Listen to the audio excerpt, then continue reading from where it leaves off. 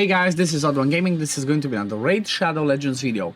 Today's video is going to be a little bit of an exciting one because we're going to have a look at one of the new champions that they are due to release that is going to come alongside the new content from the 10th of July if they keep the timeline that they announced on, I think it was Twitter and all the other platforms a few days back.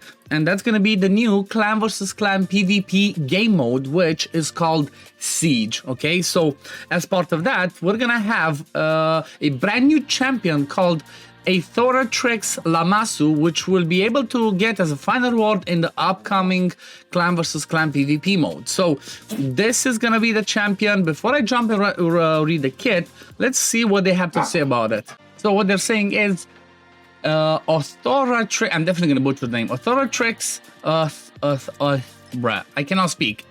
Thorex Lamasu. Actually, they have it tricks here and then ticks in here. Never mind.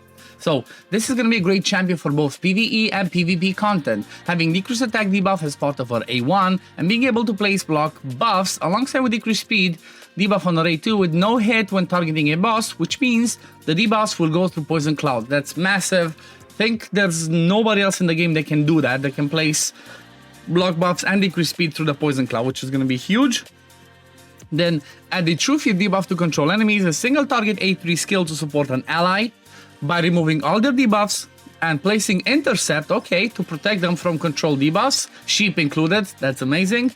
And the ability to boost the turn meter reset cooldowns for that very same ally, in addition to a unique passive skill providing a Thorex Lamasu the immunity to sheep debuff, and now you have a perfect match for arena battles. Well, that was 100% unique. It's the first ever champion that we have that is immune to sheep. I'm quite sure there are going to be some other ones that are going to come in the future because you know what? We already have champions that play sheep. Now we have people that are immune to sheep. So that kind of is going to change a little bit the arena meta, I think. But let's continue. Sprinkle that with the ability to destroy enemies' accuracy and resist. You'll get an overall amazing support champion that can help your team in long fights and will be great new addition to your roster. Okay, so let's have a look. So first of all, she's a Demon Spawn legendary support champion. That's amazing because I don't think we have that many Demon Spawns. Yep, we only have two. We only have two legendary voids from the Demon Spawn. We have Crutrexa and we have Inithwi Bloodwind. So the fact that we get one of those, I'm quite sure one of these two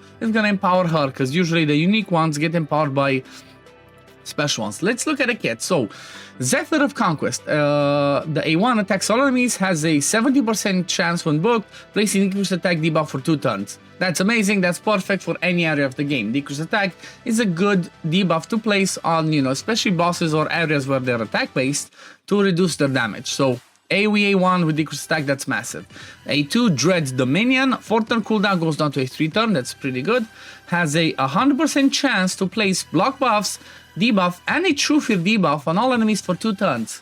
So this is good for like any areas where you want to control. You know, it's not a perfect control debuff the True Fear, but still it can prevent them to go and makes them put their skill on cooldown. So True Fear can be good for waves, can be interesting for arena as well, the True Fear, so you know, that could be good. But I like more the next part. If the target is a boss, has a 100% chance of placing block buffs and a 30% decreased speed on them instead. So I'm guessing it's still the 2 turns, and that's huge. That's gonna be game changing for anybody that's looking for the extra support for Hydra. If you, for example, pair her with a Lydia, that's pretty much you cover most of the most important buff and debuffs in the, you know, in your team. You get increased speed, you get a decreased speed, you get a block buffs, decreased defense, weaken, strengthen, all of the cool stuff. It's just a perfect combo. So definitely I love it so far.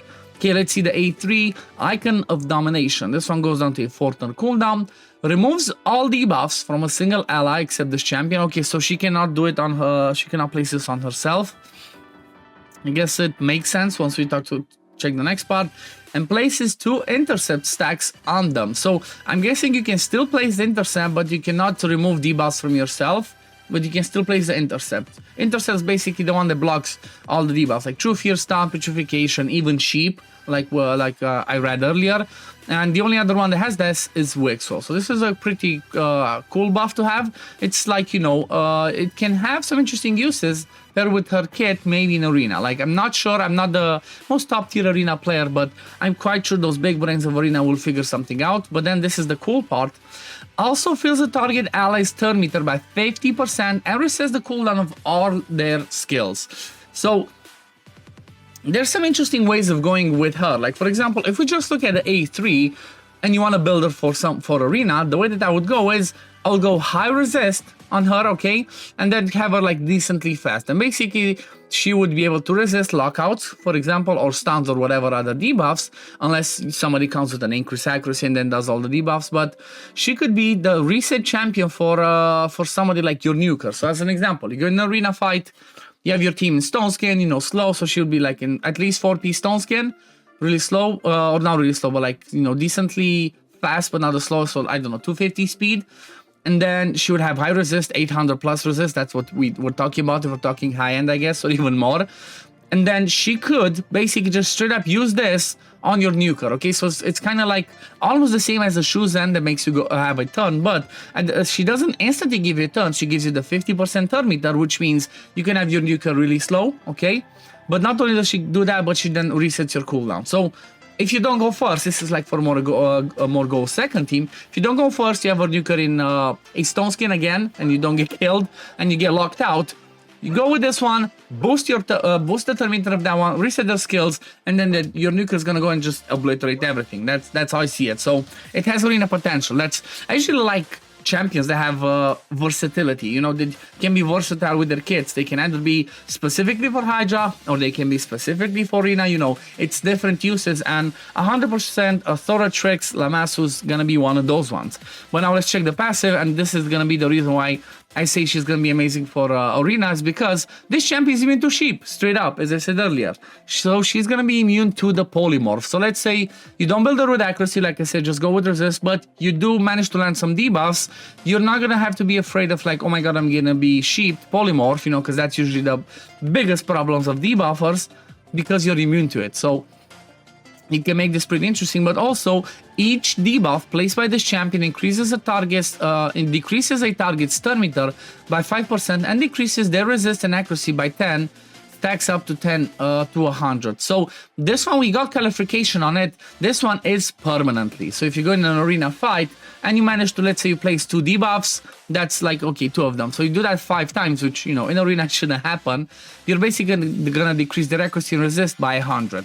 That's awesome. Like if we think about Hydra, for example, because the second part is mostly if you go with some accuracy. If you go in Hydra and you keep landing, you land these debuffs, you land a decreased attack. Once they get a turn, you can land it again. Basically, in just you know, she has like 3-4 turns, and the enemies are gonna have 100 less accuracy and resist, which means that you can build everybody else in your team with 100 less accuracy, and at the same time, you can build everybody like your mischief tank at least with 100 less resist. You might just, you know, it might be tricky the first time around, but still, afterwards it can work. Maybe the, you know, maybe the accuracy part you don't care about, because unless you have a full team that goes on for high resist, then you just ignore this part, but the resistance is good, because like I said, if you decrease the resistance by 100, that means you're gonna need 100 less accuracy, or even more, maybe depending on how that formula works, to be able to land your debuffs, and that's really cool.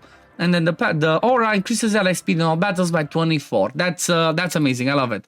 The other thing that I'm thinking when I'm looking at her kit is this A3, paired with everything else, you build her in a reflex, okay?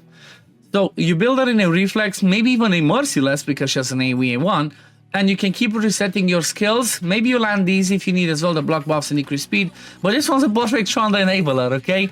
Because you're gonna keep resetting Tranda with this A3, you're gonna keep giving her turn meter. So if you just want to use her for this, she's gonna be amazing for that. Unless they fix, you know, the Tranda teams in the meantime, this is gonna be huge. So I personally love this champion. I think it's going to be really cool because, again, it can be amazing for Hydra, it can be amazing for overall content where you want some control with that True Fear, brings a decreased attack for some boss fights, and also amazing for, like I said, arena, if you build it with high resist and take advantage of this immune to polymorph. But yeah, I think I'm going to leave it at this. What do you guys think? Leave it in the comments down below. Do you think she's going to be a good champ? Do you like her kit right now? Do you not? I personally really like it. The only tricky thing is going to be, how long does it take? How long will it take us to get her? Because if it's going to take us as long as it takes me at least to get Carnage, it's going to be a while. I'm barely at 315 out of 500. So that's over 6 months a year. So I'm expecting that. I'm expecting it to be at least like maybe 6 months, kind of same way we have Lydia, same way we had Mistrala, but still, by the time we get her, hopefully she's still gonna be useful and hopefully she's still gonna be meta in the game. But anyway, we're gonna leave it at this for today, guys. Thank you for watching. As always, if you do enjoy my content, don't forget to like this video, subscribe to the channel to see when I upload next, and I'm gonna see you on the next one. Peace, love, take care, everyone. Bye, guys.